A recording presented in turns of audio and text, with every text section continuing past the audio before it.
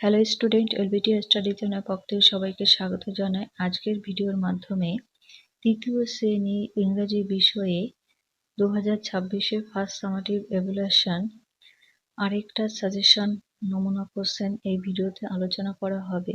ভিডিওটা খুবই ইম্পর্টেন্ট। আজকের ভিডিওর কোশ্চেন প্যাটার্নটা সম্পূর্ণ নতুন পর্ষদ থেকে দেওয়া হয়েছে। সিসিই এসএস পদ্ধতি অনুসরণ করে করা হয়েছে। এটা ফুল মার্কস 20, সময় থাকবে 40 মিনিট। নাম, রোল নাম্বার, স্কুল নেম লিখতে হবে। প্রশ্নপত্রে কি রয়েছে দেখা যাক। Fill in the blanks with are, is, am ব্যবহার করতে হবে। হাফ নাম্বার 2 নাম্বার রয়েছে। দেখো, আই এর পরে সবসময় এম ব্যবহৃত হয়, তাই এম লিখবে। আই অ্যাম আ গার্ল, আমি একটা মেয়ে। রমেন, আমি তুমি ছাড়া থার্ড পারসন সিঙ্গুলার থাকলে সেক্ষেত্রে ইজ হয়, তাহলে কি হবে? Ramen is my brother, Ramen হচ্ছে আমার ভাই। রিয়া, তাহলে এখানে অন্য কাউকে বোঝাচ্ছে, তাই Riya is my sister, Riya হচ্ছে আমার বোন। প্লুরাল থাকলে আর হয়, তাহলে দে হচ্ছে অনেক বোঝাচ্ছে, দে আর এল্ডার টু মি, তারা হচ্ছে আমার থেকে বড়। নাম্বার 2-তে write T for true and F for false statement. 2-এর 1-এ আছে the cow moves, sees Kajal. গরুটি যখন কাজলকে দেখে তখন হাম্বা হাম্বা করে, এটা সত্য হবে ঠিক। বিতে মিনি ইজ ভেরি স্মার্ট, এটাও সত্য হবে, মিনি খুব চালাক। সিতে কাজল হ্যাজ নো ফ্রেন্ডস, এটা মিথ্যা হবে, কাজলের কোনো বন্ধু নেই, কাজলের বন্ধু ছিল, সেক্ষেত্রে এক হবে। টিতে the ship likes to drink milk, ভেড়া দুধ পান করতে পছন্দ করে, এটাও ভুল হবে, ভেড়া কিন্তু ঘাস খেতে পছন্দ করে। 3-তে match the animals with their sound, 2 number রয়েছে। অ্যানিমালসের সাথে তাদের সাউন্ডের সাথে মেলাতে হবে, তাহলে এটা হচ্ছে কুকুর, কুকুর বার্ক ঘেউ ঘেউ করে শব্দ করে। বিড়াল, এটা হবে মিউ ম্যাও ম্যাও করে। শিপ, ভেড়া ব্লিড ব্যা ব্যা করে আওয়াজ করে, এটা গরু। কাউ হবে মো হাম্বা হাম্বা করে আওয়াজ করে। নাম্বার 4-এ write the baby names following the animals, 5টির জন্য 5 নাম্বার।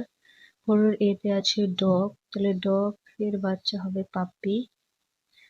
বিতে আছে গোট, এটা হবে কিড। সিতে শিপ, শিপের বাচ্চা হয় ল্যাম। ডিতে কাউয়ের বাচ্চাকে বলা হয় কাফ। আর নাম্বার ইতে হর্স, হর্সের বাচ্চাকে ফুল বলা হয়। 5-এ write the answer following question, 4টির জন্য 4 নাম্বার। 5-এর এতে আছে which animal was fat and large, কোন প্রাণী বড় এবং ছোট হয়।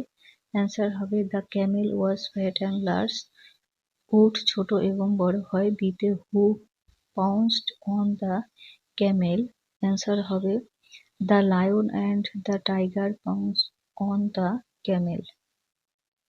সিতে হু is responsible for the problems of the animals, কারা পশুদের জন্য দায়ী ছিল। অ্যান্সার হবে men are responsible for the problems of the animals, অর্থাৎ মানুষেরাই ছিল। ডিতে where is the gorilla from, gorilla কোথা থেকে এসেছে। The gorilla is from the Congo basin, gorilla Congo basin থেকে এসেছে। নাম্বার 6-এ fill in the blanks with the words given in the help box, 5টির জন্য 5 নাম্বার। শূন্যস্থানটা হেল্প বক্স থেকে নিয়ে করতে হবে। হেল্প বক্সের মানেগুলো দেখে নাও। মুভ কথার অর্থ হয় হাম্বা হাম্বা করা। ডোমেস্টিক কথার অর্থ গৃহপালিত পশু। কাপ কথার অর্থ হচ্ছে বাছুর। মিল্ক মানে দুধ। হে মানে খড়। A cow is are dash animal, cow হচ্ছে ডোমেস্টিক অ্যানিম্যাল, অর্থাৎ গরু হচ্ছে একটা গৃহপালিত পশু। ইট হবে মুভস, ইট মানে এই কাউয়ের কথা বলা হয়েছে, তাহলে it's moves a baby cow is called a calf, এটি হাম্বা হাম্বা করে ডাকে এবং এর বাচ্চাকে কাফ বলা হয়।